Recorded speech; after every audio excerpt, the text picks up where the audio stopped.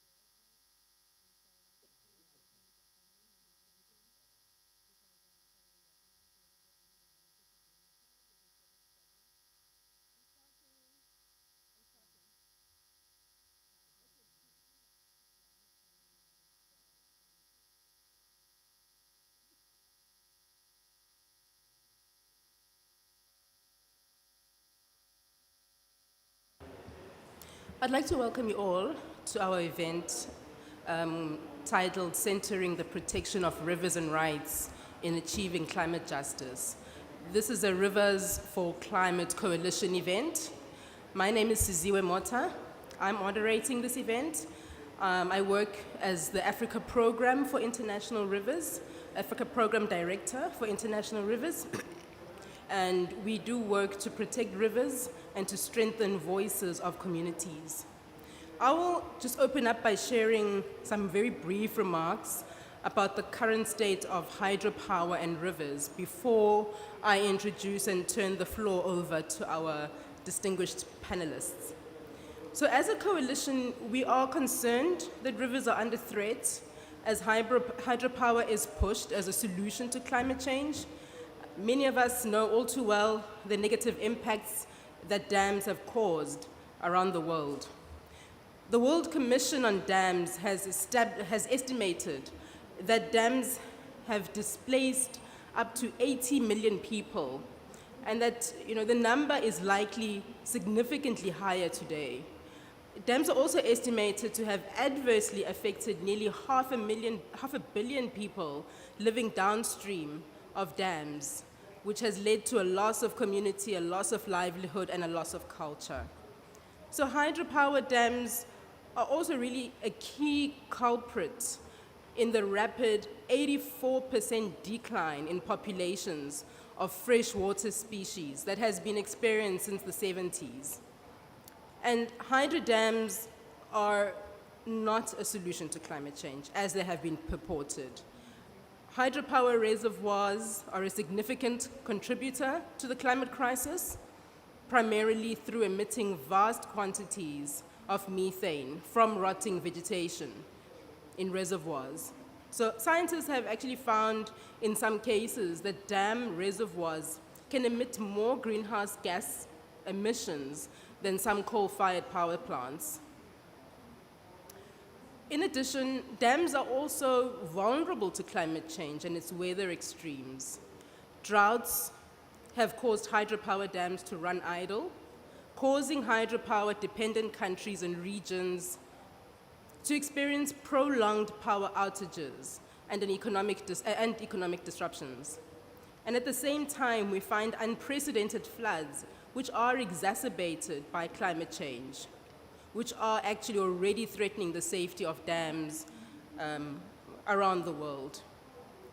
So today, which is Energy Day, the International Hydropower Association is promoting hydropower as a needed component in the energy transition. They're calling for negotiators and countries to dedicate scarce, limited dollars for new dams. And in effect, they are conceding that on its own merits, hydropower is a declining industry that needs climate subsidies to stay in business. So we strongly oppose that, but we can also take heart that hydropower is in decline globally and has been for the past 10 years. And the pipeline for new dams is continuing to shrink. So although this is a small consolation for communities who are still in harm's way from new dams, it represents real hope that some of the world's last undammed rivers will continue to flow freely. So the event today features a range of experiences and struggles to protect rivers. We will hear from my colleagues here about the latest buzzword, the green hydrogen buzzword, and how Australian billionaire Andrew Forrest wants to build the world's biggest hydropower plant in Africa to export hydrogen to Europe. We'll also hear about how indigenous communities in Bolivia are organizing to resist the construction of new dams on their territories. We'll also hear how indigenous tribes in the United States are fighting and how they are winning to have obsolete dams removed on their rivers and to once again allow their rivers to flow freely. The latest evolution that has been on the heart of our work is permanently protecting rivers. Because for too long, we have fought to cancel destructive dam proposals and we've won, only to see them come back 5, 10, or 15 years later. This includes court cases, legislation, and other means to grant legal personhood to countries such as New Zealand, India, and the US. Thank you so much. I think I really appreciate you all joining us today. And without further ado, I'm going to turn it over to my colleague, our first panelist. His name is Osvaldo Duran, Castro of FECON, an organization that is working on environmental defense and social justice in Costa Rica and throughout Latin America.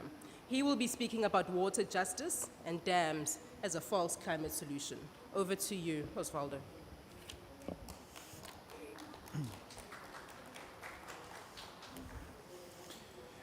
Muy buenas tardes a todos y todas por estar en este panel y por de alguna manera unirse a esta lucha que desarrollamos en tantos países del mundo.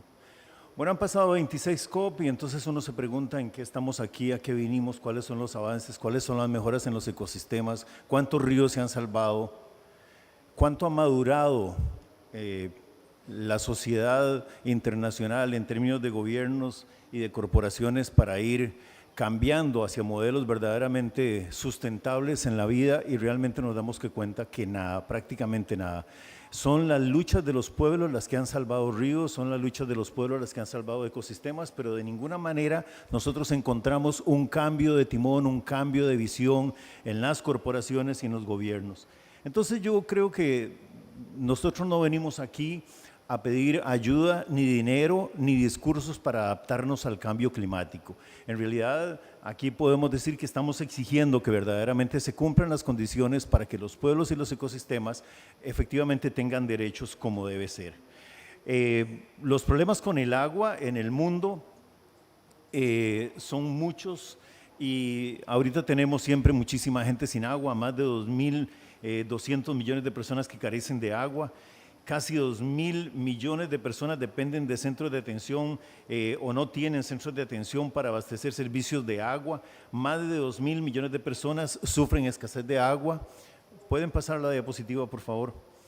El 90% de todos los desastres naturales están asociados también con el agua. Y ya pido que pasen a la tercera diapositiva, por favor, la número 3. La siguiente. Solo para decir que efectivamente en los usos del agua las represas son de los peores desastres que le ocurren a los ríos en todo el planeta. Esta es la represa Renacimiento, que mucha gente conocerá, que ha causado ahorita mismo un conflicto de dimensiones internacionales, globales, entre Sudán, Etiopía y Egipto.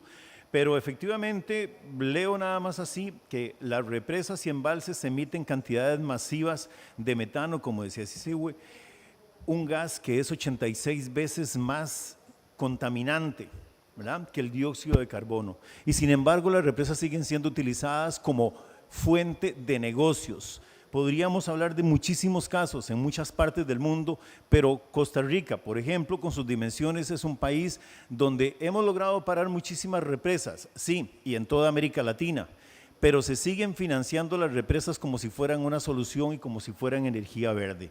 Y las empresas que generan las represas, que las construyen, siguen ganando multimillonarias sumas de dinero a costa del agua de los ríos. Recuerden que en el año 2021 la empresa Iberdrola española drenó sus embalses para producir energía barata y poderla vender a precios exorbitantes en tiempos en que había una sequía extraordinaria y la gente también estaba pagando extraordinarias sumas de dinero por sus facturas de electricidad. La siguiente, por favor. Nosotros el año pasado realizamos en Costa Rica, desde Costa Rica, pero con gente de toda América Latina y algunos otros países, lo que llamamos la movida global por los ríos y los pueblos frente al Congreso Mundial de Hidroeléctricas de la Asociación Internacional de Hidroelectricidad. Y concluimos y hicimos una declaración en la que decíamos que nos oponemos absolutamente a las represas porque no son energía limpia, porque provocan el desplazamiento forzado y violento, repito, de muchísimos pueblos en todo el mundo y porque han convertido a los pueblos indígenas en víctimas de nuevo con desplazamientos forzados que definitivamente no se pueden tolerar. Hay muchas otras amenazas para el agua, no solo las represas. Siguiente, por favor. Como las que están asociadas, no señor, la anterior, como las que están asociadas con la creación del código NQH2O en la Bolsa de Nueva York para comerciar los futuros del agua. Y también estamos aquí ante otros problemas como lo que tenemos en este momento en Chile. Bueno, no me siguen el orden allí, voy a seguir. En Chile tenemos problemas brutales porque el agua está siendo utilizada en enormes plantaciones de aguacate, por ejemplo, igual que en México, igual que en Costa Rica, y esos negocios expansivos generan también otros problemas globales o generales asociados con el agua. Yo quisiera decir que en este momento nosotros estamos en la COP, y en la COP, la Asociación Internacional de Energía viene a golpear la mesa y viene a golpear la mesa diciendo que se necesita duplicar la cantidad de represas hidroeléctricas para el año 2050. Vienen a decir también que se deben quitar y que se deben las barreras que hay en este momento para la inversión en hidroelectricidad. Vienen a decir que el cumplimiento de los acuerdos de París equivale a generar y hacer más hidroelectricidad, cuando en realidad los países más bien estamos tratando de buscar soluciones alternativas a todo esto. No hay que desbloquear ninguna barrera contra las hidroeléctricas. El financiamiento es un financiamiento que está atentando no solo contra los ríos, los ecosistemas y la vida de muchísimas personas en general en todo el mundo. Si ustedes revisan lo que tenemos en este momento en el planeta, son muchos asesinatos asociados con todo este modelo de economía. Finalmente, desde la coalición de Rios por el clima, nosotros más bien exigimos la prohibición de fondos que estén comprometidos bajo el Convenio de París para la construcción de nuevas represas hidroeléctricas, y también exigimos a todos los países eliminar las nuevas represas como parte de sus contribuciones determinadas a nivel nacional, porque en realidad estamos aquí ante una farsa y un modelo de economía absolutamente destructivo. Muchas gracias.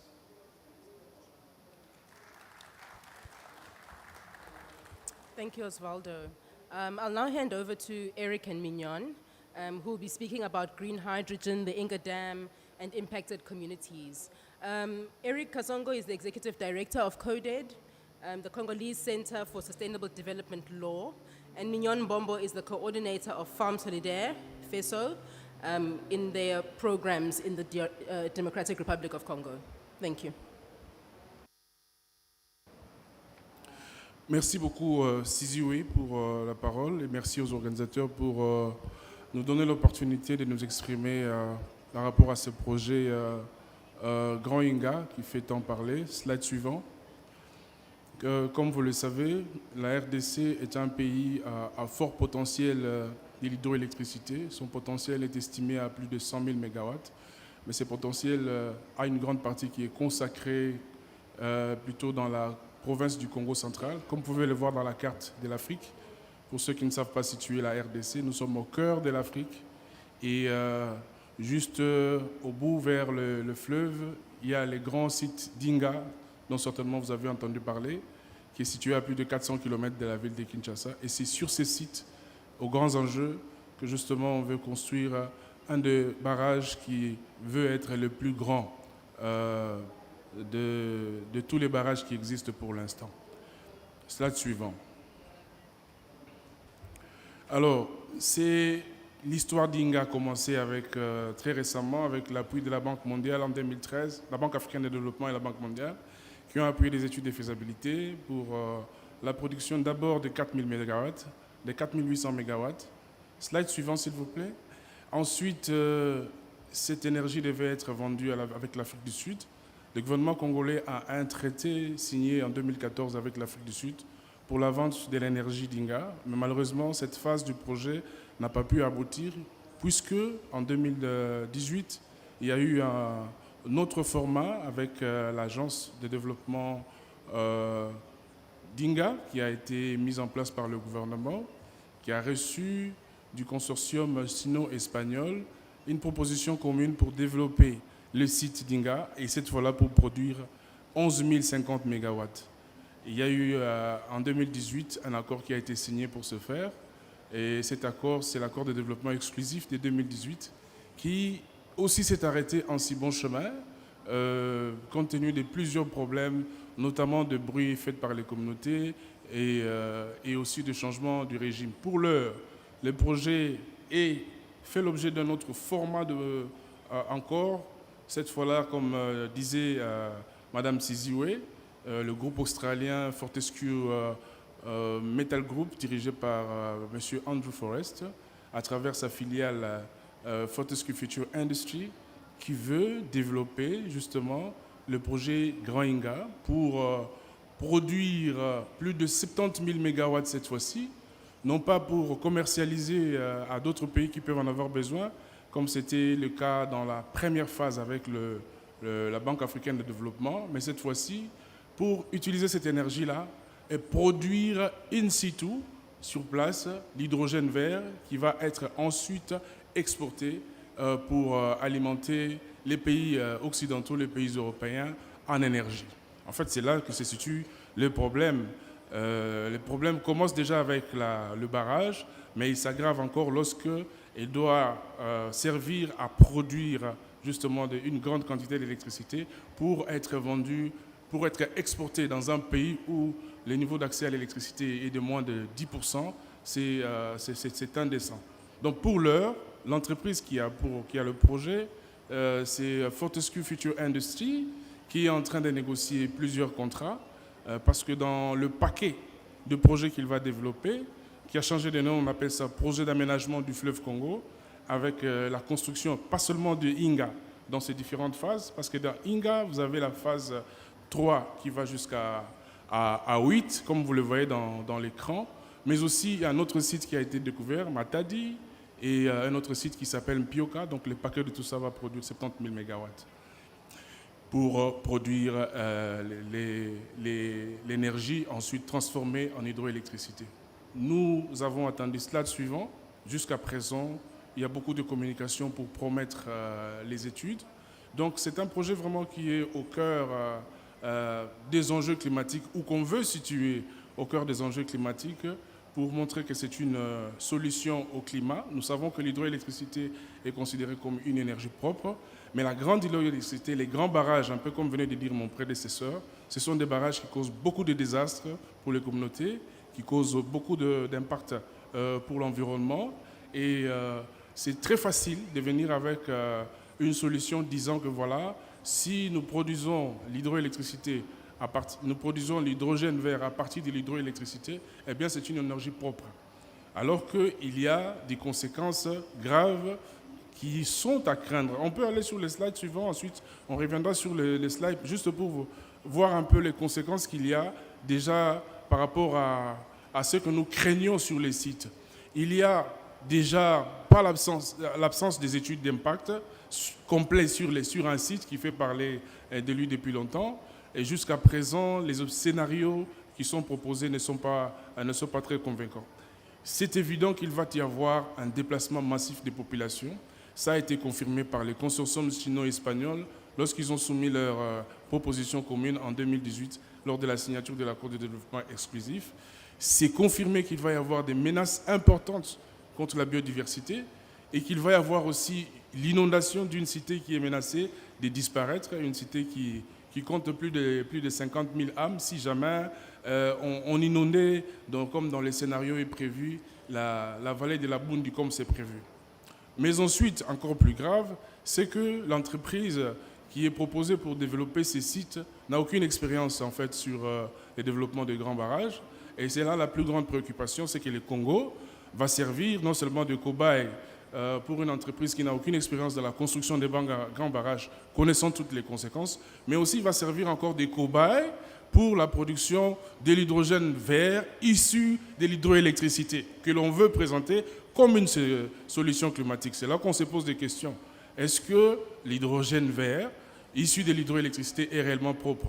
Quand on sait que les grands barrages, on peut revenir sur les slides suivants, quand on sait que les grands barrages ont des conséquences environnementales très dévastatrices qui causent beaucoup de déplacements de population. Nous avons déjà dans les sites d'Inga, lors de la construction du barrage Inga 1 et 2, des gens qui se plaignent d'avoir perdu leur terre. Et donc, il y a des grands risques que la construction des grands barrages. On connaît l'histoire des Trois Gorges. Lorsque ça a été construit, le nombre de gens qui ont été déplacés. Aujourd'hui, on dit que Trois Gorges, c'est le plus grand barrage. Mais voilà. En gros, notre position, c'est qu'on ne peut pas affirmer que l'hydrogène produit à partir de l'hydroélectricité soit une bonne solution. Ce n'est pas de l'énergie propre. Voilà, merci beaucoup. Je retourne la parole à la modératrice. Et plutôt, je passe la parole plutôt à Madame Mignonne, puisqu'elle est avec nous dans la lutte et nous faisons un travail pour aider les communautés justement à comprendre tous ces enjeux à travers la coalition Tobo Imolili qui nous met ensemble. Et donc, Madame Mignonne peut nous en dire plus sur ça.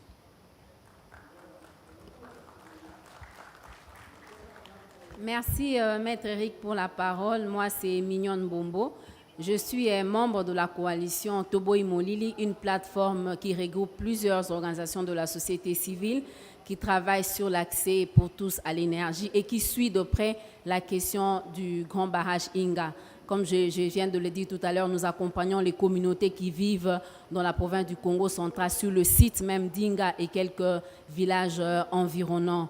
Je pense qu'aujourd'hui, nous sommes à la 27e COP où nous parlons du changement climatique. Nous parlons de solutions palliatives par rapport au réchauffement climatique. Mais moi, j'aimerais que l'on puisse mettre accent sur la femme.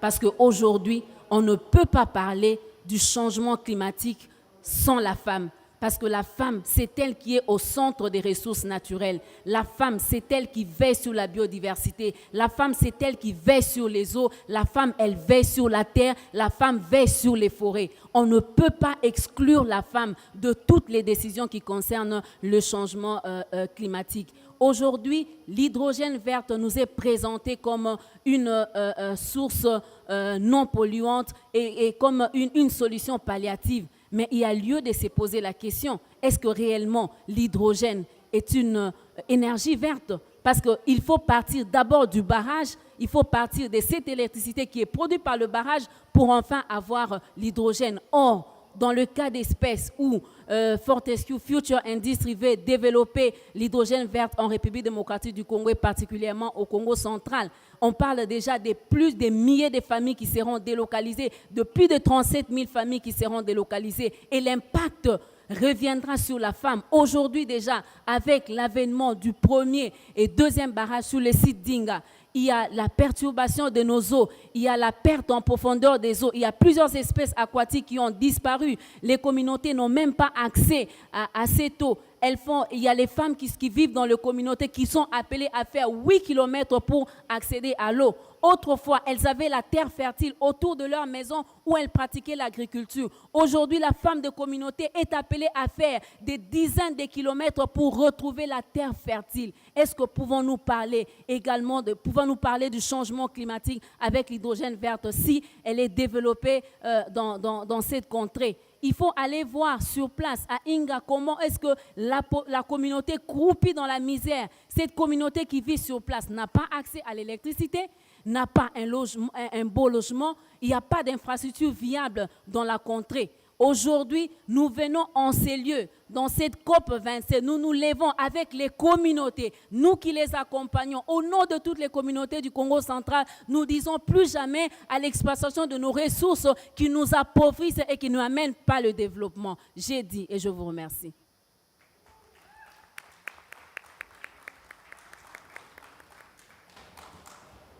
Thank you so much, Eric and Mignonne. Our next speakers are talking about the Beni River in the Bolivian Amazon and indigenous resistance there. We have Nicole Cuqui, who is from San Jose de Uchupiamonas, which is an indigenous community in the Bolivian Amazon. She's also a defender of indigenous territories and rivers. Accompanying her is Valentin Luna Rios, who is the president of the Commonwealth of Indigenous Communities of the Beni, Tuichi, and Cuqui Bay rivers. Over to you, Nicole and Valentin. Hello, everyone. My name is Nicole Cuqui. I'm from the Beni River Basin in the Bolivian Amazon, which is one of the many rivers where the government is proposing the construction of hydroelectric dams. And there are other rivers that are under the same threat because they are already under study for feasibility studies. The people in my territory has been fighting against the construction of these 2 mega dams, the Chepete and Bala hydroelectrics, since 2016, when a company sent by the government was entering into our territories to carry out feasibility studies without consulting or even informing to the communities that live in these rivers. If the Chepete Bala dams are built, they will affect two protected areas, which are the Pilon Lajas Biosphere Reserve and the Madidi National Park, which is one of the most biodiverse protected areas in the world, with more than 100,000 species and between flora and fauna and a lot of endemic species.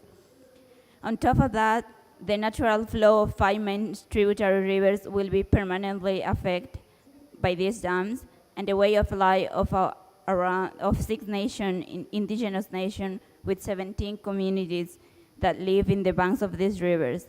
And approximately 5,000 inhabitants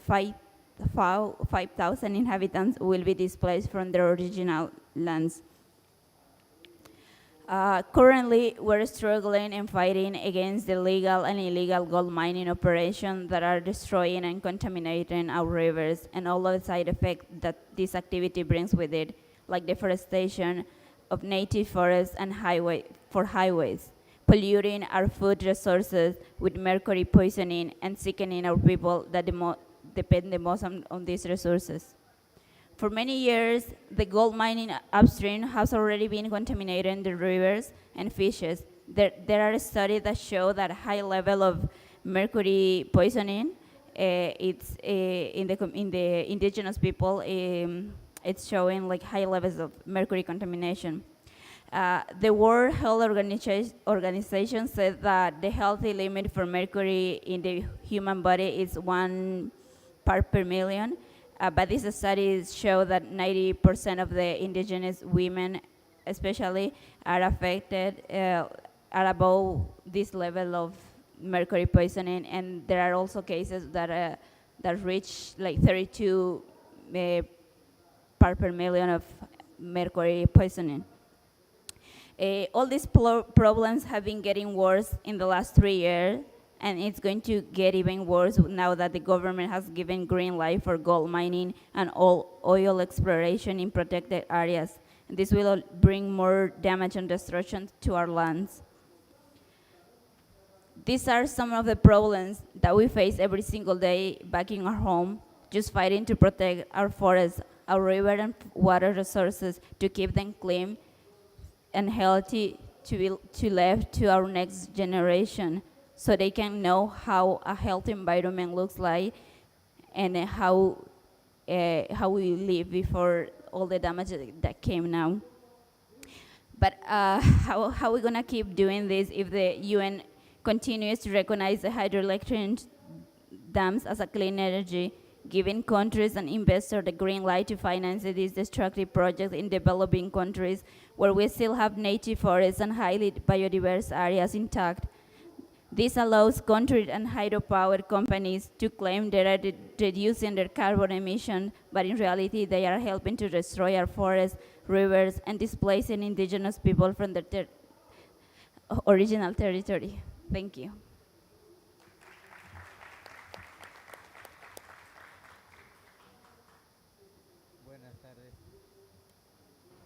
Buenas tardes. Amazonía Boliviana.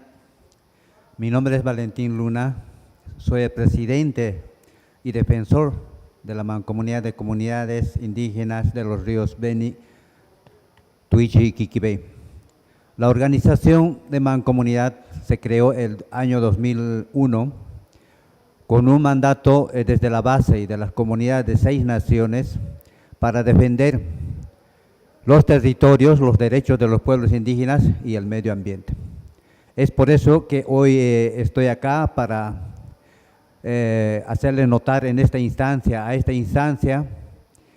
porque es lamentable el capricho, la ambición de nuestras autoridades por una construcción de nada sería eso, a Bolivia convertirle en un centro energético de Sudamérica, y 2 de esos estarían en nuestro sector, la Chepete, ¿no? Realmente preocupados, y afectaría no solamente a nosotros, el retirar a nosotros, ¿no? De todo el río Beni afectaría, ¿no? Si se construyera. Pero gracias a esta organización que organizamos, la mancomunidad formó una vigilia justamente el 9 de noviembre.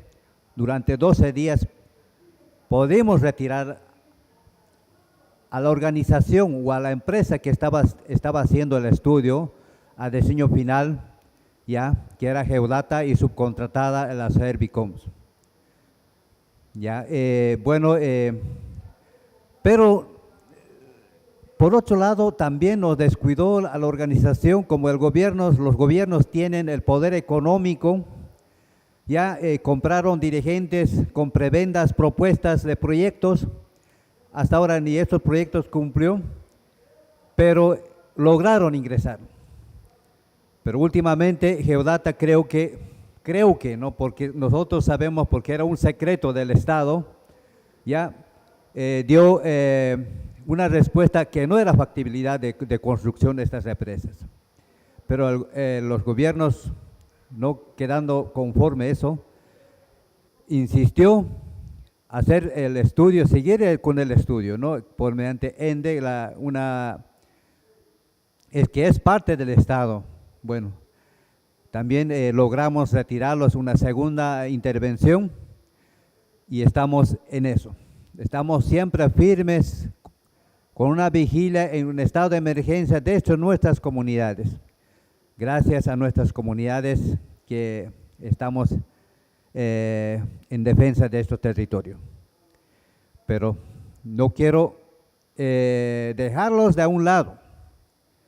Siempre va a la par, ¿no? Los extractivismos están entrando, si empiezan por represas, terminan por otros asuntos más.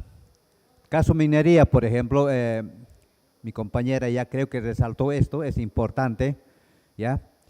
Envenenó nuestros ríos, ya, afectando a casi el 90% de nuestros comunarios, de nuestras comunidades. Pero ¿qué solución da a esto? ¿Cuál sería la solución? No hay hasta hoy. Hace unos días atrás pararon los convenios que realizaron con los mineros para ingresar al Parque Marítimo. Si los gobiernos mismos levantan la restricción para explotación minera dentro de áreas protegidas, hoy por hoy ya están explotando minería dentro del área protegida, el Maridi, que es uno de los más importantes del planeta, el río Twitch, los valles del Twitch. Asimismo, nuestro río Beni está cuadriculado ya, queriendo ya adjudicarse las concesiones a algunas empresas interesadas, ¿no? Entonces, una gran preocupación, esto quiero anunciar. Y también, en plena pandemia, como que nos aburramos nosotros, o como que nos afecten, ¿no? Nos trancan los ríos, o nos impiden el río navegable, libre navegable, para pudiendo cobros de zarpe o cabotaje. Pero la mancomunidad se levantó en ese entonces, hasta ahorita está en ese, no hay un arreglo todavía, pero la mancomunidad paró esto. Porque ¿cómo podemos pagar nosotros a la base naval Vallivian? Son militares. ¿Cómo podemos pagar un ingreso a nuestras casas? Es increíble, ¿no? Y por otro lado, creo que van con todo. La expansión agrícola, que nos van a matar todo. Gracias, discúlpeme. Me llega en el corazón. Pero así quieren matar a los indígenas.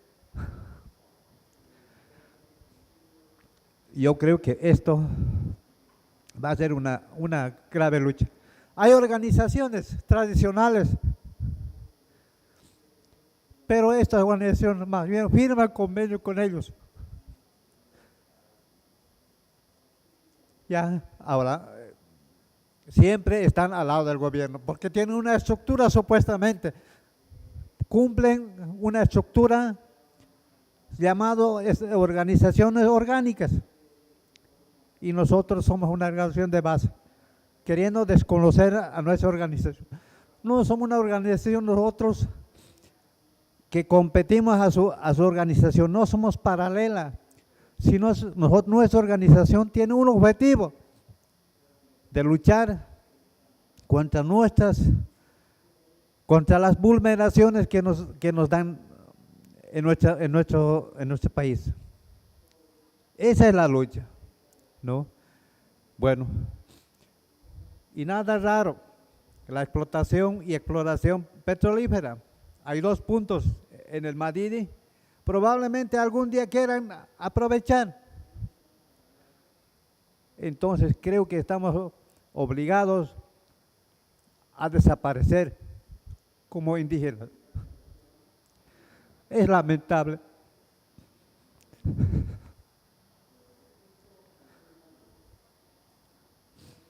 Hay mucho que hablar sobre estos problemas, pero Bolivia, en realidad, tenemos una buena constitución, pero no se cumple. Siempre vulneran nuestros derechos. Pero para esto necesitaríamos una lucha conjunta, nacional e internacional, para poder llegar a estos acuerdos. Disculpen, muchas gracias. Con esto quiero despedirme. Mil disculpas.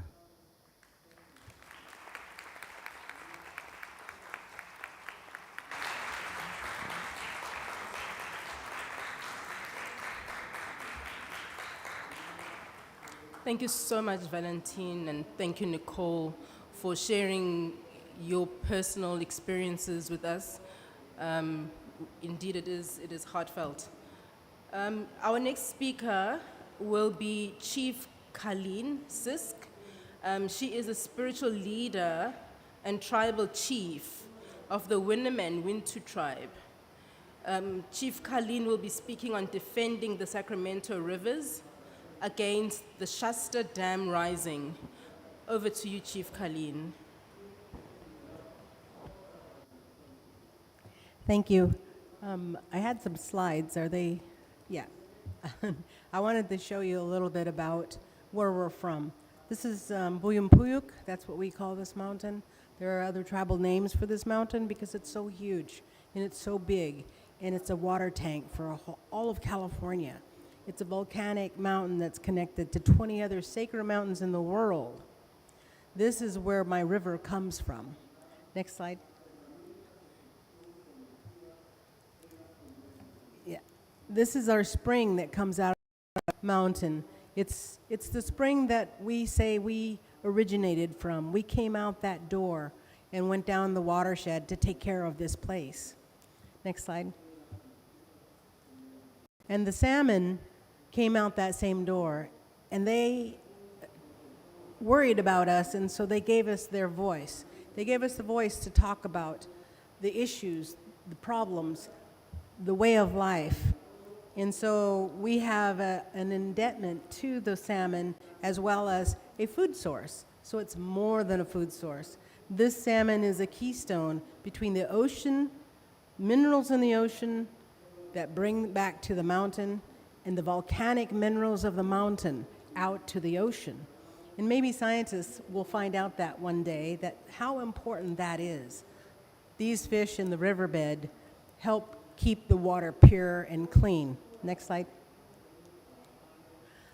My people, these people, were killed for these resources, for taking of our land, for the building of the dam. We were inconvenient people in the way. Next slide. But we were a treaty signing tribe.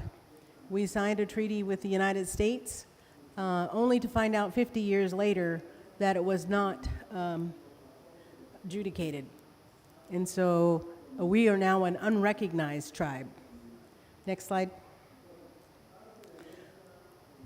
We also have a act of Congress when that Shasta Dam was built during the World War because of the conditions of the United States and its need to coming out of the Great Depression and making money for lots of people who didn't have any and creating farming in California that didn't exist there before. Next slide. My Grams is the leader before me, was the leader for 68 years. And before her was her father, who led through the killings of our people that the United States paid per person, men, women, and children, to eliminate us from the face of the earth. However, she and some of our people did live through that, as well as some of the other tribal people. But believe me, many tribes in California were exterminated. They no longer exist, not one person. Next slide. This is the Shasta Dam. It's one of the largest dams in California. In the bottom of it is about 60 foot of toxic sludge, because prior to the dams being built, there were mining. And the copper smelter mines were just covered over by water, and so they don't know what to do with the toxic waste in the bottom of the dam. So their solution is to build the dam higher. Let it be the problem of younger people, I guess. Maybe the younger scientists will find out how to deal with the toxic waste in that dam. They want to build it 20 feet higher now. That dam is 80 years old. And they seem like they don't understand that everything has a life expectancy, even dams. And so it's a bad idea. Next slide. The United States, this is the part of the dam. Next slide. The United States acknowledged my Grams as one of the first people to utilize the Native American Religious Freedoms Act that was granted in 1978. And so from that time to 1980, we were a tribe. In 1980, they made a list of tribes, and we were not on that list. Next slide. We went through a transition in 2000 from my Grams to myself, because that's the way our tribal succession leaders are brought in, knowing that we were going to be a chief a long time ago, just as we know the next chief is already here. And so we don't have a voting system. We don't have that kind of short-sightedness of time. Next slide. This is the CERD findings. We submitted a shadow report twice, once in 2014 and once again this year. This is the first year that CERD committee actually input some language about the unrecognized status of indigenous peoples. Next slide. The Sacramento Bee, I wanted to get to the justice because the farmers on the Shasta River drafted off so much water off of that river that it became a warm water river, killing about 30,000 salmon. And this is the justice that came out of the court cases, that they got to pay $50. And so what does this mean for next year? Next slide. We continue to dance. We continue to do our part that we were put down here to do. Next slide. And we helping to bring back the winter run salmon on our river after almost extinction has happened. Next slide. We're continuing to teach our young people to follow this way and to do these things, even though it's really hard because there is no justice. And we have an issue here that, we believe that water is sacred and water is life. And everybody in this COP conference should be saying that. There should be a motto that says water is life. And we shouldn't be destroying it anymore. We shouldn't be caging it up into dams. There's so much benefit for a free-flowing river to the birds, to the fish, to the mountains, to life itself. And we have corralled it in so it's dying. We are suffering from forest fires in California, and those are burning because we have diverted almost every river and creek into an attachment so that our mountains are drying up, the trees are drying up. And the result of that is that everybody in the world is going to be subjected to that. And so here at COP, I talked to one man out there about the 1.5 issues, you know, staying alive at 1.5, and it's like, who's going to be staying alive at 1.5? Because you're out of balance, you're off zero. And he said the only way to fix that is for there be enough money to pay the countries not to keep going with fossil fuels and greenhouse gases and whatever it is that makes money. And so there needs to be a whole paradigm shift of what is it about our world and our earth that we really appreciate, because the hoarders of money are killing the world. Thank you.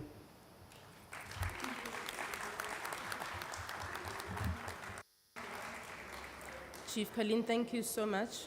We appreciate you sharing with us, and indeed many peoples and communities, they resonate with that brutality of regimes and the brutality of corporations, and in the interest of profit. So really thank you for raising that and for sharing. Our next speaker is Danielle Ray Frank and Brook Thompson, who are going to speak about a very exciting topic of dam removals on the Klamath River. Danielle Ray Frank is a member of the Hupa tribe and a president of the Hupa Valley High School Water Protectors Club.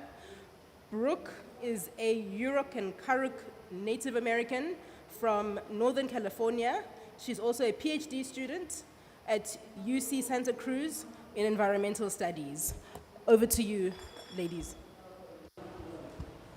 Ayakwi, Nicknow Brook Thompson, Ne Pituous, Iwak Archie Thompson, Wotek Mewok, Mekok, Nick Pudaglawe, Esse, Nick Pichaglawe. Hello, my name is Brook Thompson. My grandfather was Archie Thompson, rest in peace, and I'm from the Watek village from the Yurok and Karuk tribes in Northern California. Heyang we duch Danielle Holiet, Hosal Honat Holiet, Met Deldi Nahwe, Tewanaldi Nahwe, Hontananting Nahwe, with a walks Midge Colgrove, one chewing Rihanna Sergis Holiet. Hello, my name is Danielle Frank. My Hupa name is Hosal Honat, which translates roughly to Abalone Eyes. I am Miss Natinahwe of the Hupa Valley tribe, and I am from the Hupa villages of Tsewinalding, Metdilding, and the Yurok village of Hontananting. I am the daughter of Awak Smidge Colgrove and Rihanna Sergis. Today we're going to be discussing the Klamath Dam project and the story of their removal. This project is a series of 6 hydroelectric dams built on the Klamath River between the early 1900s and 1960s. These dams have negatively impacted the Klamath River Basin tribes since the day where they were proposed, starting over a century ago. The Klamath River Basin is home to the 3 largest tribes in the state of California, known as the Hupa, Yurok, and Karuk tribes. It is also home to the Yahuskin, Modoc, and Klamath tribes, known as the Klamath tribes. We will be discussing the issues these dams have posed to indigenous communities and the environment, but we're also going to be talking about the removal of these dams and the hope for a future full of actual clean energy that is actually sustainable. The fight for revitalization of the culture and lands impacted by these dams has lasted longer than some of the lives of the indigenous people on the forefront. In the spring of 2024, the completion of the removal of 4 of these 6 dams will be done. This will be the largest dam removal project in history, and the people who have spent their lives advocating for these waters are counting the days. Although the legal fight for the removal started in 2002 after one of the largest fish kills in history for this river basin, the fight for healthy water and the fight for healthy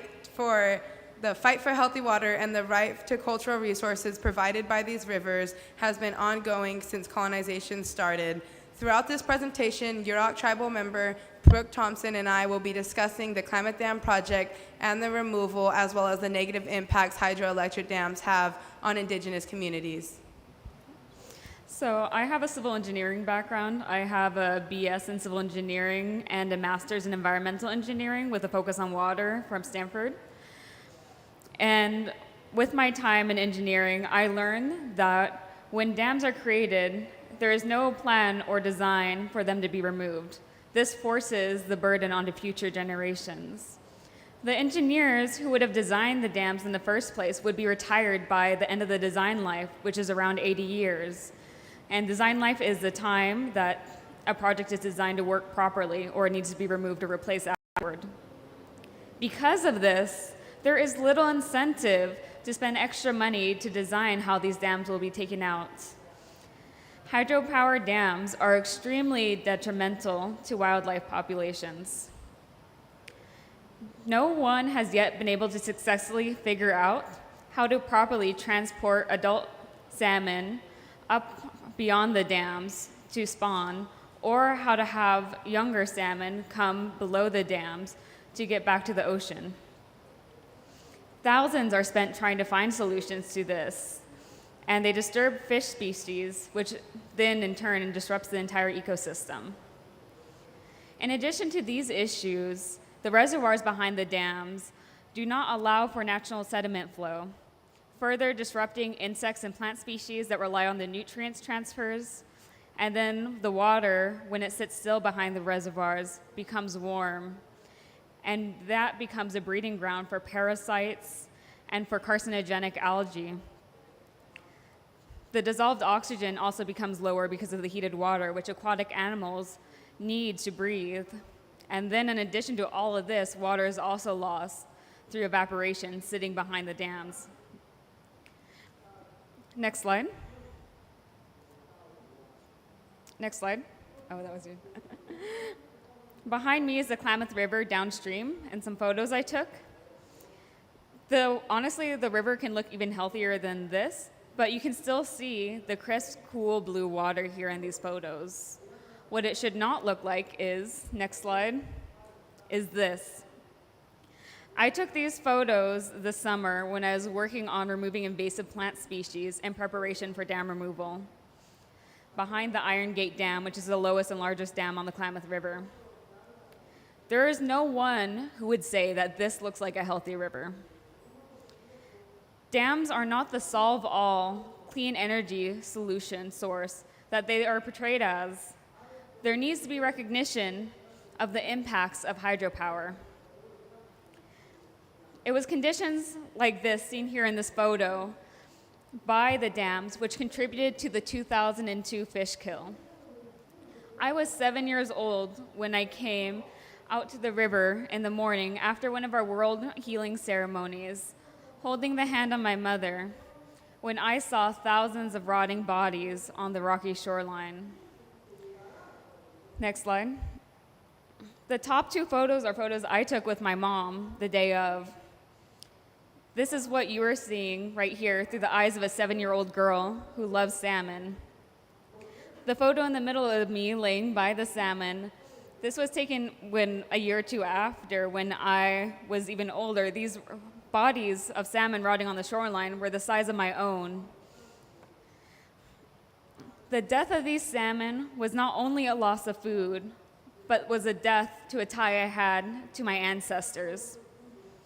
Ancestors who thousands of years ago managed and took care of these salmon with me and my health and my family's health in mind. Those salmon's ancestors knew my ancestors and had a relationship. And within 24 hours, they were gone. I never want to experience that sadness that day brought to me again, and I refuse to fail these fish now.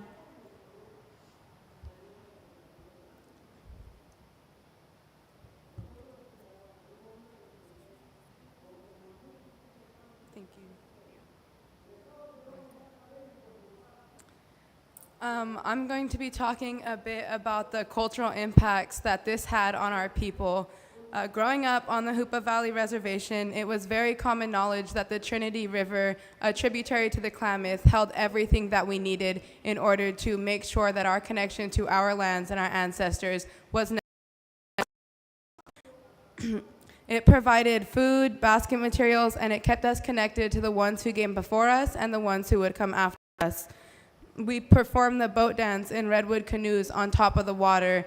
This was done in order to create balance in the world. We know that this place is never going to be perfect, but if it was just as good as it was bad, maybe that could fix something.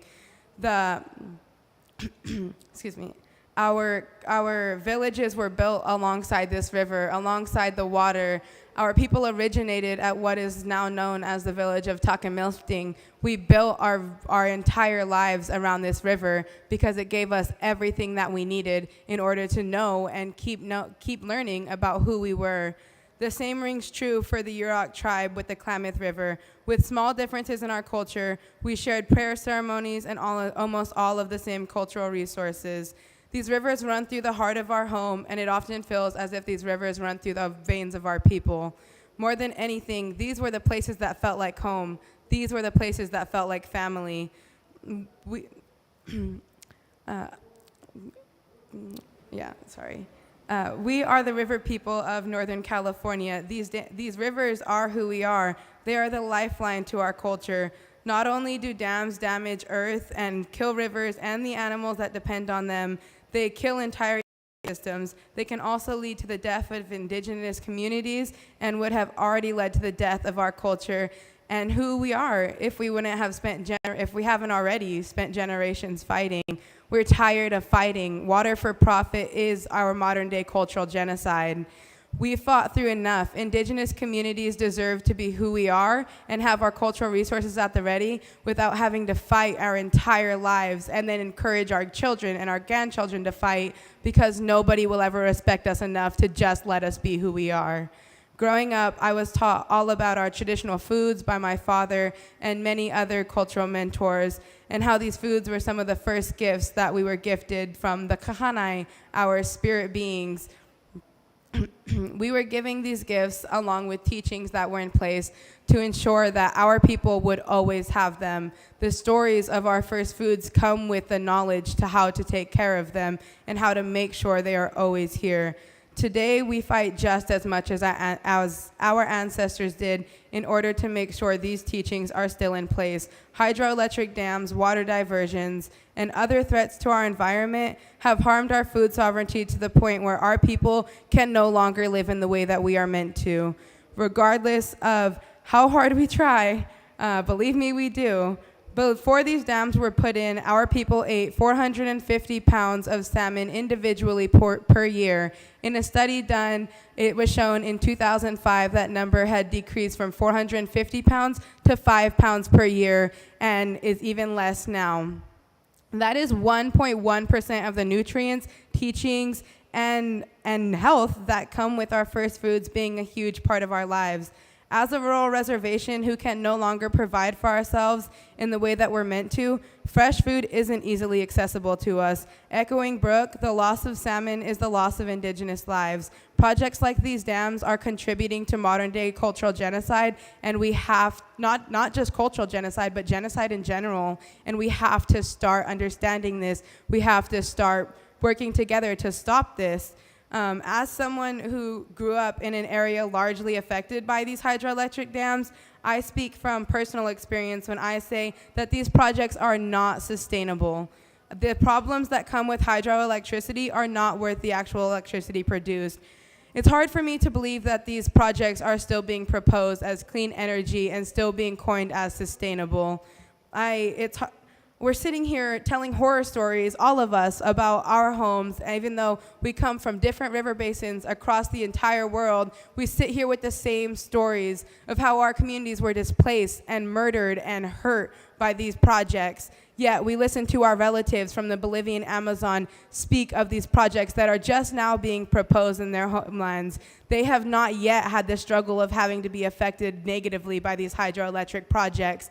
Yet that is what they're about to go through. If these projects go through on their homelands, they will live the same history that my people did, a history of cultural genocide, a history of murder, and a history of unhealthiness. We come to tell our story of the largest dam removal project in history, and that is the note I want to leave you with. When these dams were put in, and even 20 years ago when our legal fight started, we were told they would never come out. That isn't possible. Now we're creating history. Indigenous resistance is the reason these dams are coming down. We're here to show you that the impossible is possible. We are going to take these dams and create history. We are here to say that we will not back down, and we will fight for our lands and rivers and people until the end of time. We will not be silenced. We will not be silenced. We will stand in solidarity with all Indigenous people across this table and across this world as we tell the UN that we are not for sale, and we will spread this message with any way necessary. You cannot put a monetary value on who we are. I will not let you. I want to thank all of our Indigenous relatives in the audience, on this table, and everybody who flew across the world to make sure that our voices are heard. We want to leave you with the message that the people united will never be defeated. Indigenous people together are an unstoppable force. I invite you to celebrate with us when our dams come down, and remember to always keep fighting, because the fight might not ever be over, but if it is, we are going to be on the side of victory. Thank you.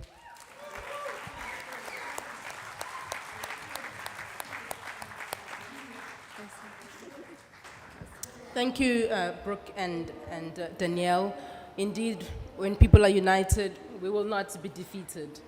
I will open the floor now to a Q&A session. If you have any questions or comments, please raise your hand and introduce yourself, say who you are, where you're coming from, and then ask your question and make your comment. Can the roving mics please be made available? You are noted. 2, 3, 4, 5. I have recognized 5 hands. We will take the first 5, get responses from the panel, and then if there's time, we'll go for another round of questions. That hand, that lady, oh, the gentleman, apologies.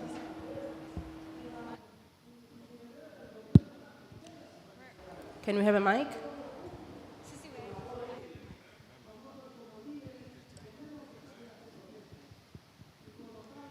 Sorry, hold on, I'll come back.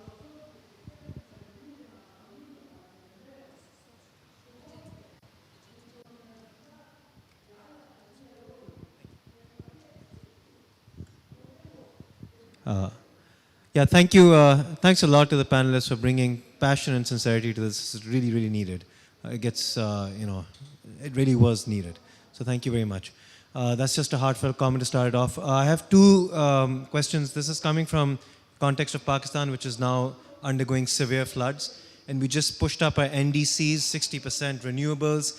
And lo and behold, when you scratch beneath the surface, it's all hydro, right? Most of it.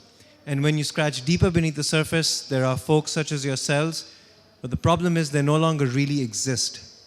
Because what has become of the rivers, they're no longer there anymore. They're not in a position to get together. I'm not from amongst those indigenous folks. But as anyone who can get the voice across, that's the state of affairs. Now, I have a question. I have actually 3 questions, and I want to see, I want to test the waters, if you will permit, on this issue. Right? Number 1, the posing of hydro as clean energy, what is the way that this can be countered, given that the focus is on carbon and it's on the temperatures, right? Given that that's where the focus lies, how do we get this point across? That's a strategy question. But number 2, which is more important, is the word that is coming from some of the last remaining those who are fighting on the sides of the rivers is, let the rivers roam free. Get rid of the weirs, the barrages, the hydro, the dams and so much. But the problem is that because of the years and years of this unsustainable development, you've got farmers and communities now dotting the lines on agriculture, which is all corporate oriented. It's all cash cropping. So that leaves us with a huge issue, because now local voices are on the side of the dams in a way, so to speak. And I want to know how does the panel as a whole respond to that challenge outside of the context of your own specific communities. And finally, it's just a small again, a kind of a a question, but also somewhat a suggestion, which is that have any of you done any kind of work on hydro-costing, which is to say placing a quantitative figure on the kinds of impacts that hydro bring with it in an integrated sense, and its impact on the water, the saline intrusions that might come up from the coastal lines, and all the effects that you noted, salmon included. And I know there's a huge issue with quantifying things like that, but have any of you ever done it? Because one of the big issues with dams in a country like Pakistan is that they're pushed by IFIs, the World Bank, the IMF, the ADB, and we just take their policies wholesale. And so when we do that and we turn back and we say, well, what about loss and damage now? It's all on the agenda, isn't it? It's like, oh, that's a different costing exercise, got nothing to do with the finances. So I hope that some of these perspectives can be answered by yourself, especially from the spiritual angle as well. I was hoping for some thoughts on that too.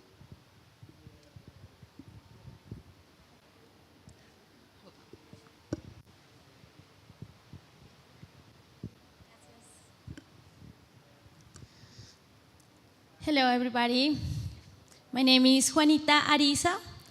I am from Colombia. I come with the delegation of the Ministry of Environment, and I created the Commission of Water and Biodiversity of the Senate of Colombia. First of all, I want to thank you all for being so strong and fighting all around the world to have our rivers free, because the rivers are the blood of the Mother Earth. And as well, it must keep on existing. And in order to do it, we must understand that we have to organize around the water and not above it. So first, in this sense, I would like to let you know that in Colombia, we work to develop the first law of climatic change emergency, for which I work and develop the model of dialogue with the communities. And as well, me and also as the creator and director of the National Network of Water of Colombia, promoted the first article of this law, which is that we must organize around the water. This is a legal framework that I want to give to all of you, that I want to pass over you, so you can bring it back home, so we can simply translate this law and make it pass to all of the territories as much as we can. As the water flows, so must flow the laws that are in harmony with what our elders, fathers and mothers have taught us, which is to take care of the earth. And second, I would like to mention this, and as a creator, author, promoter of the Legal Commission of Water and Biodiversity of the Senate of Colombia, I would pretty much like that we take this same panel and scenario to the context of the Colombian government, so we can as well let them know what's going on, take this conversation to the Commission of Water in Colombia, so we can get together. Today, I found one of our sisters from the Wayu people, which is the hardest topic that we have. More than 10,000 indigenous people from the Wayu people have died because they took over the Rio Bruno, the Rio Rancheria, over 36 years. So I want to thank you, and I want to invite you to come fight with us in Colombia so we can liberate the Rio Bruno from the Commission of Water. So long live the water. We are water. We are water. Somos agua.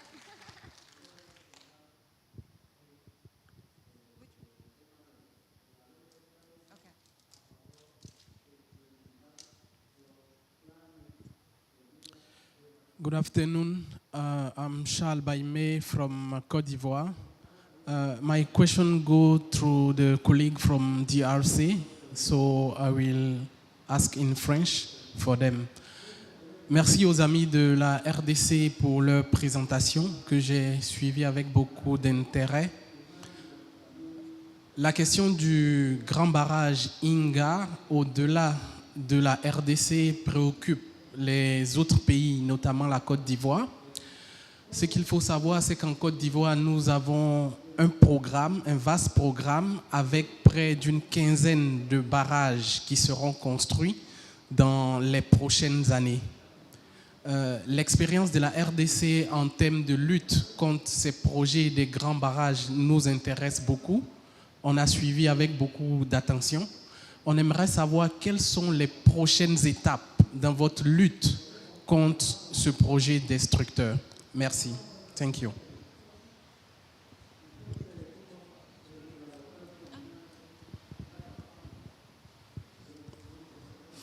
Thank you. I think I will continue in French, if you don't mind.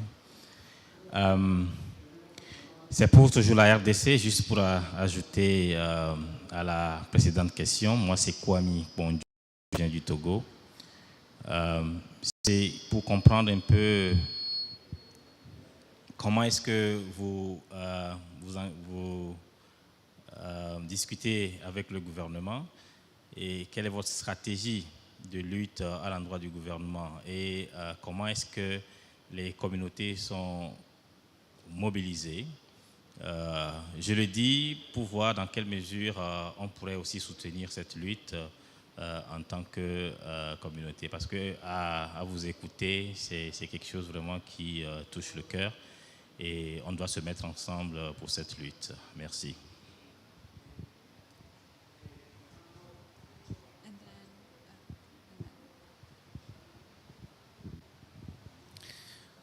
Oui, salut. Je vais continuer en français pour répondre à la question comment aider nos amis du Congo pour arrêter le barrage de Inga. Moi, je viens du Liban et on a lancé une grande campagne pour sauver une vallée, la vallée de Bisri, là où le gouvernement voulait construire un grand barrage d'1 milliard de dollars financé par la Banque mondiale.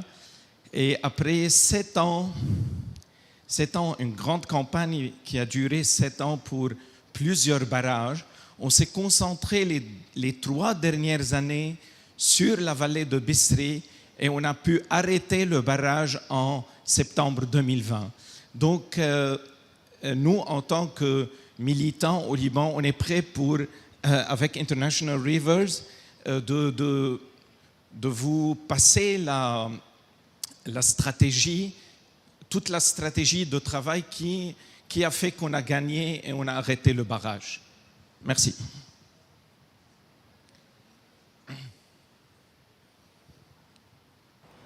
Okay, thank you. I think let's take a round of responses first. From the panel, we'll start at the end with Brook, and then we'll work our way this side. I wanted to respond to what the first gentleman asked with the monetary value. First of all, there has been attempts to put monetary values on the issues around the dams, but it's really difficult because a lot of the monetary value that you could translate is not necessarily recognized because it would end up being billions of dollars potentially. Because the salmon population, for example, which is based on the water quality, has impacts on every part of our life. The mental health, the physical health, the community health, and physical well-being of our people is dependent on the salmon population. So for example, when we don't have the salmon, it puts our people at risk because then we eat junk food or food that's not nutritionally well. And so that puts us at higher risk for cardiovascular disease and obesity. And those are some of the main killers among indigenous people in the US. In addition to when you don't have the salmon, you're not going to be able to do ceremonies and you don't have that economic income. So you have to take office jobs that are far away and you do less exercise instead of pulling in these salmon and pulling in these anchors and getting all that good time outside where we would spend time with our families. I grew up spending time with my cousins and my dad on the river where we shared our cultural stories. But when they have to go to office jobs instead, that connection is completely removed. You sit out an office job, you come back tired, and you don't have that time to communicate with your family like you normally would, spending hours on the river. And because of this and the economic loss, it also has increased suicide rates. Our tribe had a state of emergency a few years ago, and I would be surprised if that is not in part due to the economic loss and the loss of salmon and culture that has caused by these water issues. And suicide is a much higher rate. It's I think it's the second most likely way Native men will die in their early years compared to 7th nationwide in the US. And so if you're gonna put a dollar amount on our lives on the cardiovascular disease, the amount it's costing us in healthcare, the amount it's costing us in food, the amount it's costing us in long-term health, the amount it's costing us in not being able to participate in our culture or ceremonies, and then the general economic loss on top of that, plus the loss that we're losing from future generations who now are being more disconnected since we're separated from the river because it's an unhealthy place to be. It's going to be a lot of money that I don't think the United States would necessarily recognize. And it's hard because in the US too, there's such a small time frame on time. And it's like, oh, what's the impact within the next 1 to 5 years? But no, for us as Indigenous people, we think of hundreds of years. So if you're putting an economic number on hundreds of years of destruction that these dams have caused and what they will continue to cause, such as trauma from kids who weren't even born when the 2002 fish kill happened, but yet have the anxiety years after years. And you want to pay for their therapy sessions, what's that going to cost? You know, it's going to add up. And then with the crops you talked about, if you have these rivers, you have to think about a lot of this agriculture and development has been done within the last 100 years, at least around my area. And if we've successfully managed the rivers in the tribe for thousands of years plus since time immemorial, you know, and this change has been done in the last 100 years, we can undo that change in the next 100 years. And we can continue to make these impacts towards our future. And again, thinking the long-term mindset. So just because they're here right now and it's an issue, doesn't mean it has to be in the future. Thank you. I think what I have to say can be directed to a few questions that were asked. I know we had some inquiries about how we mobilized our communities, what was the process we went through in order to get to where we are now, creating history. And I think one of the main things is, so for one, our fight was an intergenerational fight. My great uncle worked with the Yurok tribe to be one of the first people to send a press release about the removal of the dams and the proposal right after the 2002 fish kill.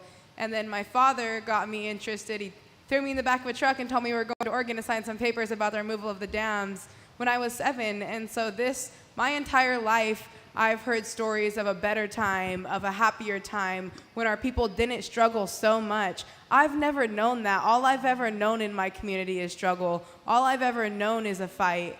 And so I don't think words can put into, I don't think I can put it into words how I feel about these dams coming down. It's something that I lost my father, I lost my uncle. These people who spent their lives fighting for this removal, they're gone, but they're still gonna be with us when we take them down. And now I get to play a key factor in making sure that this removal goes through. It's something that, you know, that's something that it took us decades and decades in order to get to where we're at. And I think one thing that the world is changing a bit, and so I'm hoping that as we stand together with Indigenous people from across the world, our message gets spread a lot more broad than it used to. And then also about the mobilization of our communities. You know, we were sold false promises with these dams. We were told we would get compensation from money. We were told that our people would not be displaced. We were told that the health of our river would remain intact. These were all lies. These are the lies that energy companies sell to every Indigenous community that is being proposed, that struggles with the proposal of hydroelectricity. Our communities struggle. We don't have the money to feed ourselves because we didn't need the money to feed ourselves. We fed ourselves from our rivers and our lands and the traditional knowledges that were passed down from us. And now we have to have paper in order to make sure that our families survive. It's not something that we're used to. Our families don't have the money to feed ourselves, so yeah, a false promise of a couple $1 million is enough to change the life of every single one of our people. But these are false promises, and I think that's something that can help bring communities together. I know nowadays when these hydroelectric projects are proposed, that there are sometimes split and divides between the communities because these communities want compensation. They want to be able to feed their families. They don't want to work 12 hours a day to simply make sure their child stays alive. And so they get sold these false promises of all these things that are going to come with these dams, and introducing those people who might think that these dams are going to benefit your community to people like us, people who have been really negatively affected by the impacts of these hydroelectric projects. that can help them understand that these are false promises. They're not going to give you money. They're not going to look after your people. It would be easier for them if we were all not here anymore. It would be easier for them to take over our lands, to take over our waters, if they had succeeded in exterminating us, but they didn't. We're here for a reason, and we're here to work with our communities, to educate each other, to bring each other together and help open our eyes. It's hard to not get caught in the materialism of today because money rules this world. And so making sure that we're reminding our communities how wealthy we are, that we still have our languages and our ceremonies and our culture and regalia. We sit up here with a wealth of knowledge that they will never have access to. And so that's something that you remind your community of. You remind your community of what matters, and you hope that they can remember that. I think that was something that helped us in our fight. And me and Brook are here to talk after. We have some members of the Yurok tribe here in the audience, and we would love to go further in depth on some of our actions we did, how we were working in the courtrooms, and all of the process that came with the removal.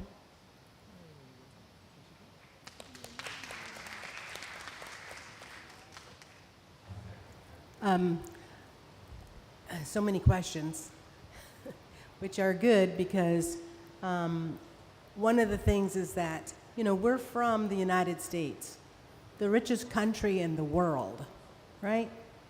And we're particularly from California, the 5th largest economy in the world, meaning it's bigger than most countries. That's where we come from. We come from that rich state that got rich off of the processes that it came in with water and all of the promises about water. But that water is exported from our part of the state to the southern part of the state where GMO farming takes place. And GMO farming feeds the world, feeds the United States. That's what they say. But we're all waking up to recognizing that GMO foods are not good foods. They're causing a whole lot of other problems in the healthcare systems and family systems and chemical reactions to these foods. And so big thinkers, maybe brave leaders in our society, the ones that are in state and local and federal government positions, need to start investing in learning about the knowledge that's already out there, that's already there, and to put forth some funding that turns people to, like in California, what if we were a salmon state instead of a GMO farming state? What if we fed the world salmon? We would have good, pristine waterways because that's what salmon need. And we would have the ecological foundations for all of the birds that are going extinct. We're a flyway for thousands and thousands of birds. They seed the forest. Most people don't know what these birds that migrate and the bugs that come and migrate through countries and on their way to somewhere. That's what creates the health of the country, the health of the land, the trees, everything. That means our health too. If we could stop GMO farming and we could invest more in better foods, and it's like, I almost don't even want to say farmers when I say GMO because I don't consider them farmers. They are profiteers, and they're moving through societies, draining the aquifers and building these dams. They're draining the groundwater systems and moving on.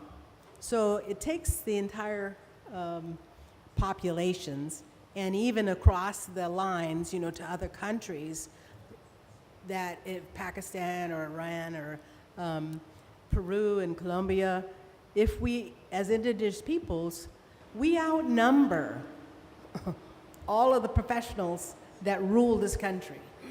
And if we can start making an imprint on the changes that need to be made and make sure that there is somebody elected that will carry that, regardless of trying to stay in there. Thank you, Chief Caleen. Can we just Thank have you. a 1 minute response from the DRC team to the very specific questions that were addressed to them before we close? Oui, merci beaucoup. Je pense que notre ami de la Côte d'Ivoire a raison. Il y a de plus en plus des tendances à construire des barrages. Il y a effectivement de la collaboration à faire entre nous de la société civile pour cela, surtout dans le sens d'éduquer les gouvernements. Une chose, c'est que nous combattons souvent le projet. Nous oublions que la société civile a aussi un rôle d'éducation du gouvernement parce que de notre propre expérience, nous avons vu comment nos bruits, nos messages ont amené à beaucoup de changements. Parce qu'on leur a appris certaines choses qu'ils ignoraient. On a tendance souvent à penser que tout ce qui vient du gouvernement est parfait. Et moi, je peux vous dire que la société civile enseigne beaucoup. C'est pour ça qu'il y a beaucoup de documents dans notre communication. Quelqu'un a posé la question sur les stratégies qu'on utilise. On publie beaucoup de documents, nous faisons des recherches. Ce que nous soutenons comme argument pour dire que non, voilà, ce sont de mauvaises solutions, sont soutenus par des études qui sont partagées, notamment avec l'aide de nos partenaires tels qu'International Rivers. La question de l'hydrogène, par exemple, a fait l'objet d'un document qui a été rédigé, je crois qu'il est en version française et anglaise ici, il pourra vous être distribué à la fin, pour dire que c'est des choses pour lesquelles nous tenons à avoir un dialogue avec le gouvernement. Ça, c'est pour venir à la question qu'on a posée avec quelqu'un posé ici sur comment nous faisons.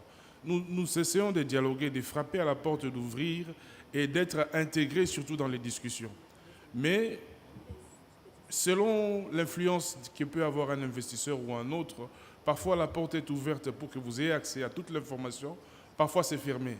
Et parfois il faut pousser cette porte-là à travers un battage médiatique que nous faisons et qui apporte des résultats. Thank you, Donc Eric. pour vous dire que pour les prochaines étapes, la coalition est très bien organisée. Nous, on est organisé sous forme d'une coalition. Nous avons un plan d'action avec des segments d'études qui sont réalisés, des sessions de renforcement des capacités. Pas seulement des communautés qui sont impactées, mais aussi des autres communautés qui seront potentiellement impactées. Parce que je vous ai dit que le projet a pris une autre envergure, il va étendre sa zone et qui va impliquer beaucoup plus de communautés encore. Toutes ces communautés-là doivent être coachées sur la manière dont ils peuvent répondre par rapport à ces projets qui se déploient. I'm sorry, I have to cut you, Eric. My apologies. So we've reached the end of the presentations and really appreciate you all for coming.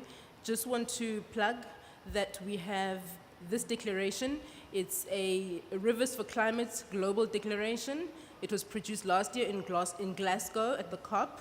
It already has 350 organizations from 69 countries who have signed onto it. The QR code is on the wall, and you feel free to access it together with the green hydrogen one that Eric put up earlier. There's also a link there for the Undam the UN petition. So thank you very much. Please, I know we didn't have enough time to hear from everybody, but please engage all the speakers after the session. And I want to just hand over to Danielle, and I think she has something that she wants to share with all of us and ask. Thank you. Yeah, guys, so we know that this conversation doesn't end here. The UN gave us 90 minutes, and we probably used like 89.5. So what we're going to do is, if you guys want to follow us outside, we're going to go outside, and we're going to hold a circle of solidarity. We're going to grab hands and show them that water protectors come from all across the world, that we're going to hold community in a circle outside in this space to make sure that we're all connected. And we're going to talk to each other, we're going to make allies, we're going to give each other our cards, and we're just going to hold a space of community for people who want to protect our riverways, people who want to protect our water, and people are here to have the right conversations. So as we get up, we're going to go outside and we're just going to grab hands. We're just going to have a circle of solidarity to remind people that we come from all across the world, but we want the same thing. We want free-flowing rivers, and that is a solution to climate change. And we know that. So thank you, and we're just going to go outside. We're going to grab hands. If any media wants to talk to any of us, we'll be outside available for interviews, for quotes, and we look forward to connecting with everyone from all the different networks here. And yeah, we're open for any questions and any comments too. I want to thank the rest of the speakers, and I want to thank the audience at DIA. Thank you everyone for holding this space with us, and I think we're going to get up and head outside.